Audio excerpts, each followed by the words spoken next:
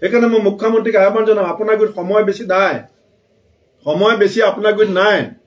মই countdown clock ইতিমধ্যে 10 minute ইয়াত লগাম, 10 মিনিট লগাম আৰু 10 মিনিটলৈকে সেই ঘড়ী ঘূৰিব। আপোনাৰ গুৰিত 365 দিন সম্পূৰ্ণকৈ নাই। আপুনি যদি পাৰে এই 36,46,000 নিবনুৱা সংস্থাপনৰ বিষয়ত গুৰুত্ব দিয়ক। আপুনি যদি শক্তি আছে এতিয়া আছুসতী ত্ৰিপাক্ষিক বৈঠকত বহিব, কিন্তু কেতিয়া কেতিয়া বহে, তেওঁ আন্তৰিকতা কিমান?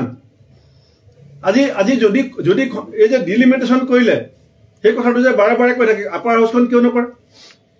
দেউৰীসকলক, চুতীয়াসকলক, মৰাণ, মটক, ৰাভা, ঠেঙাল কছাৰী, সোণোৱাল কছাৰী, এওঁলোকক এটা ৰাজনৈতিক সুযোগ দিবৰ কাৰণে এখন আপাৰ হাউচ কিয় কৰিব নোৱাৰে? সেইটো কাম কৰিলে মুখ্যমন্ত্ৰীৰ নাম নাথাকিব নেকি? সেই সুযোগ কিয় নলয় আপুনি? ইনাৰ লাইন পাৰ্মিটৰ কথা আছিলে বিপ্লৱ শৰ্মা প্ৰতিবেদনত। What is your stand regarding inner line permit? Inner line পাৰ্মিটৰ সম্পৰ্কত আপোনাৰ মতামত কি? আপুনি কিয় নামাতে?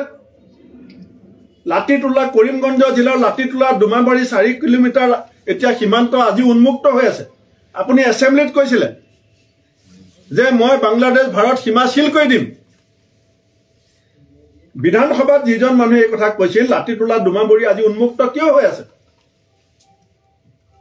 গতিকে মৌলিক সমস্যা অসমৰ সংবাদ মাধ্যমকো মই বিনম্ৰভাৱে অনুৰোধ কৰিম, মুখ্যমন্ত্ৰীয়ে বিচাৰিলেও সেই চকীখনৰ মৰ্যাদা আৰু সেই চকীখনৰ শক্তি আৰু সামৰ্থ্যৰ প্ৰতি লক্ষ্য ৰাখি আমি এই মানুহজনক ইছ্যু ডাইভাৰ্ট কৰিবৰ কাৰণে সুযোগ দিব নালাগে।